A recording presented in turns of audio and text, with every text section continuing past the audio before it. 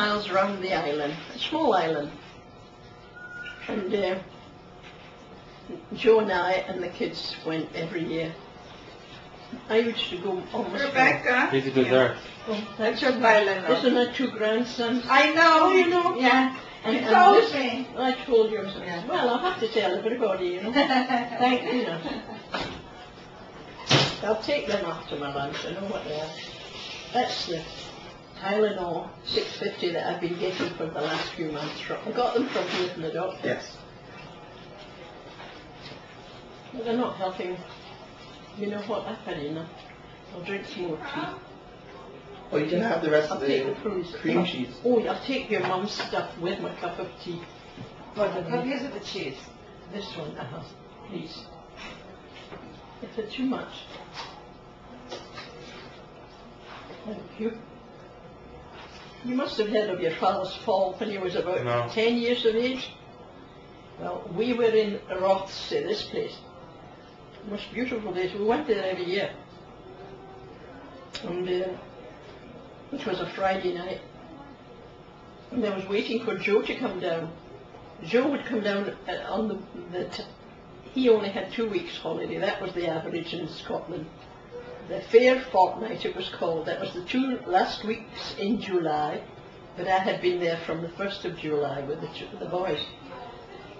But at the weekends he would come down. So we were waiting for Joe to come down on that Friday night. And I was upstairs. The boys were working. Joe and Jack worked all the time they were there. They worked at the slipway. Saul loves the sea. He's crazy on the sea. Anyway, Bob Taylor was his name. He owned a slipway, you know, from the promenade. There's a platform, and he rented out boats, rowing boats or motor boats or whatever, and he employed boys to help him. And Saul and Jack were both working for him. And Saul got his first wages, I told you, 5 shillings when he was 14. And he loved it. And they used to tie the boats up at night when there were no more customers after 10 o'clock. And Saul and Jack would tie up the boats, and Saul would drive the whole string of them around the front of the pier and bring them into the harbour, the little harbour, and tie them up there for the night, and climb up. And it's a straight wall, and I'm standing at the top watching them, you know, waiting for them to come up. Every night in life.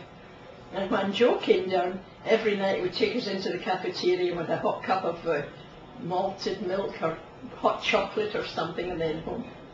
And that was the way the boys spent their time in Rothsay.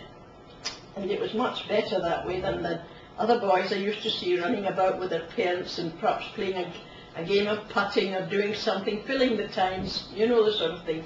Whereas I knew where they were, and I would sit on the promenade and watch. You know. And this evening, I was up in the house and I had the soup ready, I had chicken soup and everything. Joe used to bring down stuff, needed his stuff, you know. We weren't in a hotel this year. Never in a hotel, maybe in a boarding house, but never. This was an apartment with a kitchenette. And my window looked onto the back of the woods. In Rothsay they have 2 woods. This one's called the Skipper's Woods. And the one on the other side is called the Skier Woods, the beautiful woods. So the boys were coming home. Instead of walking along the street, they decided to come the back way across the woods. There's a footpath at the top, but it's on a slope. And there are trees and stumps of trees growing there. And I'm standing at the window watching. I didn't know they were coming that way. And I saw them coming, but I didn't see Jack falling. Jack decided to go from tree to tree, to hold on to it, but he missed a tree, and he fell from the embankment 15 feet high down to the ground, on his face. And Saul came running up and got hold of me, and came back. In the meantime, as it happened, that night there was a gala night in the swimming pool, and the swimming building was just there, and there was a line-up of people waiting to go in. So they saw it happen. So one man had folded up his jacket and put it under Jack's head, and one had phoned for the doctor, and I knew the doctor well, because every year I would see him. Every time I went to Rothsay, I saw a doctor, forget his name.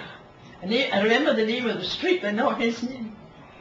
Anyway, he came, in his car, and he took a cushion out of his, he could do nothing more first, Jack, but he phoned the ambulance, and an ambulance came, and Sol and I went into the ambulance with Jack, and went up to the cottage hospital, away up the main street, High Street, and they took Jack in there, and Sol and I sat there for hours. It was already 10 o'clock, he hadn't come out of the theatre, and when he came out, you couldn't see his face.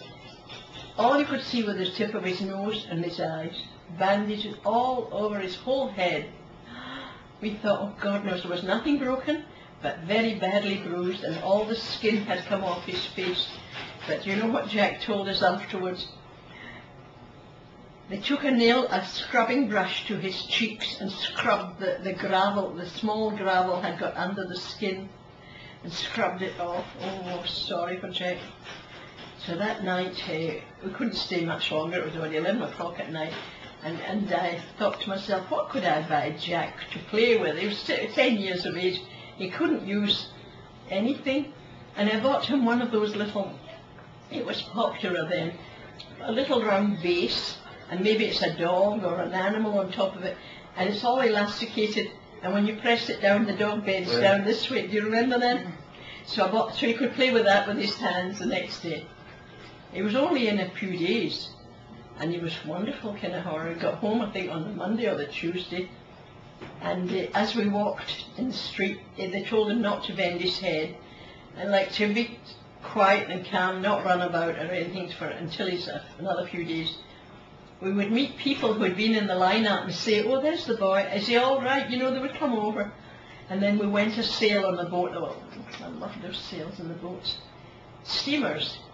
We went up to Tynebruch, a beautiful little spot, up the lakes. And people on the boat recognized him and came over. It's a small place, you know. They were all holiday makers as well. Very bad. He was very lucky. 15 feet is higher than this. That could be 12 or 10. Probably 10. Very high embankment. And Saul didn't come by the trees. He walked down the footpath, which is the roots of trees, which is also bad. You trip out, you know, you get your foot caught. It was a terrible night, that. Prior to